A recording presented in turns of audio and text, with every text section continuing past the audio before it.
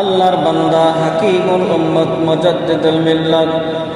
শাহ আশরাফ আলী থানভী রহমতুল্লাহি আলাইহি একদিন ঘটনার মধ্যে উল্লেখ করেছিলেন, আমি যখন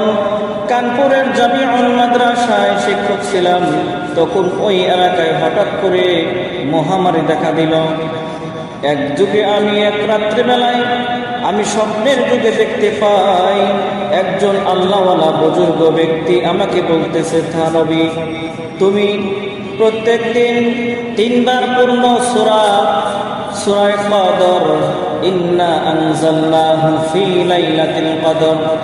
এই সূরাটা 3 বার পড়িয়া খাবারের মধ্যে ফু দিয়া খাবে,